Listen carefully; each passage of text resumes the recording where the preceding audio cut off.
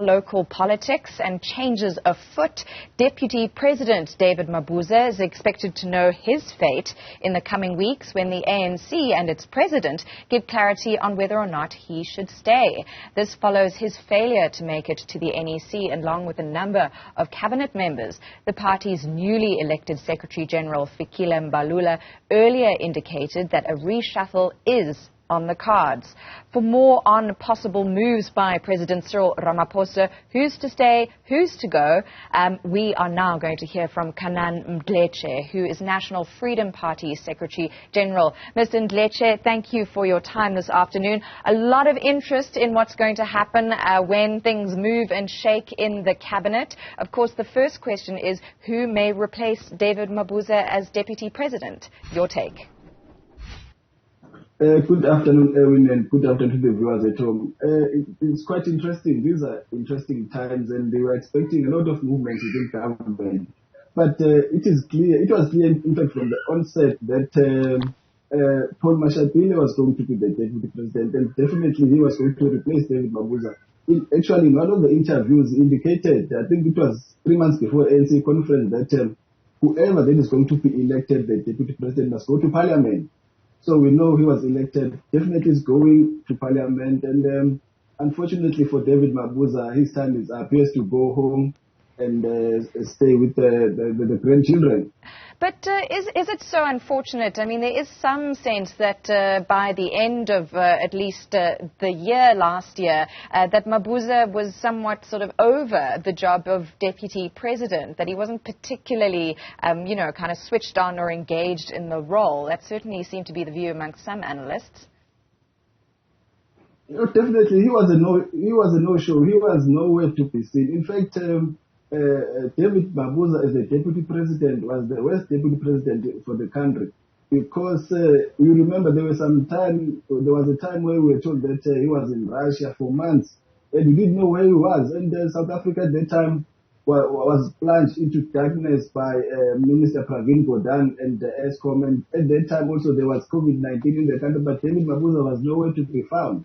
It was clear from then that David Mabuza was not capable to be the deputy president of the country in the first place. Therefore, we are saying that the fact that he's going to us and to many people of this country, in fact, it's something that should have happened a long time ago. In fact, David Mabuza should not have been the deputy president in the first place, because he doesn't have the qualities of someone to become a deputy president. Because if you elect someone to be a deputy president of the political party like the ANC, definitely you are electing someone who is going to be the president of the country in the near future.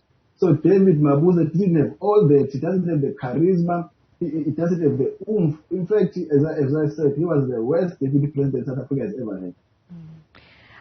You did mention the Public Enterprises Minister, Pravin Gordhan, and I'm so glad you did, because he, of course, is no longer on the NEC of the ANC, the new NEC, that emerged from the December conference. We also know the likes of Thulas Nxesi, Nkoana Mashabane, Naledi Pandor, Bladen Zamande, and Nathi Mthethwa are among those who are no longer in the NEC. So what happens to them? I mean, there isn't a rule in law that says if you're not in the NEC, you can't serve in cabinet. But that certainly seems to be the trend, that once you're out of favor in the NEC, then you're sort of out of a job as a cabinet member. Definitely. We all know what it means not to be in the NEC of the ANC. It simply means that you are not a national leader.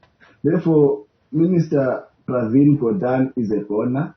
South Africa is in this problem because of his failures to exercise his duties as the Minister for Public Enterprises. In fact, Minister Pravin Gordhan should have been removed long time ago. We have been calling for his removal for the longest of times. Unfortunately, we were asking President Ramaphosa to do something that he doesn't have,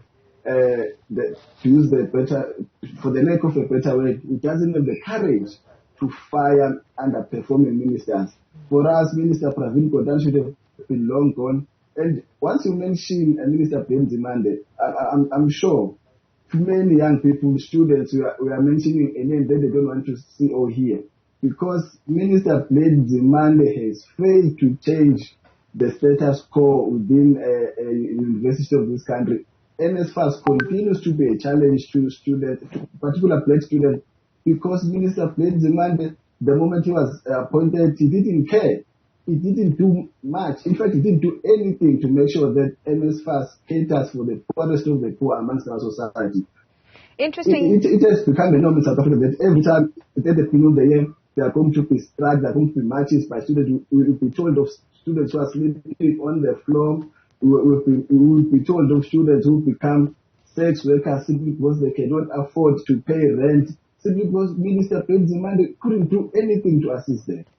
Yes, talking of NSFAS, that was in fact touched on in one of those policy briefings we had this afternoon from Mangaung, from Bloemfontein, from members of the ANC leadership, hearing from the Deputy Basic Education Minister, Regina Mahaule, about the missing middle, children of teachers, of police officers, and how they fall in the gap when it comes to NSFAS. So certainly something the ANC is aware of, her saying that they're going to tighten up some of the bleeding of funds from the NSFAS coffers. I wanted to just go more into this topic of cabinet reshuffles. You've had strong words for what we understand may be outgoing Minister Pravin Gordhan now that he's no longer on the NEC along with others. But now that Ramaphosa has emerged from this elective conference with a gap of some 540 votes to his challenger, Dr. Zweli Mkhize, a former minister, one might want to add, just as a note. But do you think there's wind in his sails? Has he been buoyed by that strength of support that he had at conference to be decisive in a cabinet reshuffle? You saying, for example, in the past, he hasn't been courageous and forthright in terms of dealing with underperforming ministers. Will that change? We are hoping that President Ramaphosa is going to display leadership this time around, because the fact that he had these 500 plus numbers in the elected conference of the ANC, it shows you that the people that are now in the NEC of the ANC are his left, and these are the people who are going to support him. These are the people who are not going to question any decision that he takes. Therefore, we are saying President Ramaphosa must now display that he is the president. He is someone who is capable of disciplining unperforming ministers. Our concern is just one, is that we are hoping that President Ramaphosa is not going to purge those that did not support him going to the conference, simply because he wants to prove the point that now he is in charge. We are saying President Ramaphosa must use his mind. He must not listen to the likes of Fikile Mbalula and Minister Mdletshe, because those are the ministers who are going to say and do anything for as long as it pleases President Ramaphosa, simply because they think of their stomachs more than anything else. So I think President Ramaphosa must use this landslide victory not to purge those who did not support him go to the conference, but to make sure that he elects or he reshuffles and put in ministers who are going to work for the people of this country, ministers who are going to make sure that the story that you guys were running before we came into it's shocking, it's embarrassing, it's an insult to the black people of this country. Yet you've got the president who came to represent black people. We are saying President Ramaphosa to this one opportunity now to appoint ministers who are going to work for the people, who are going to make sure that there are no longer people who are using basket system, who are going to make sure that the infrastructure is taken care of, who are going to make sure that the public care system is running correctly and smooth, so that black people who have been marginalized for the longest of time at least can say that under his last term as the president, we did see a difference in our lives. All we are saying is the National Freedom Party, that President Ramaphosa must use his victory in last year's conference not to purge those who did not support him go to the conference, but to make sure that he put in ministers who are going to put the lives of the people of this country first. Canaan, Mdletshe there from the IFP. Thank you very much, NFP, I should say.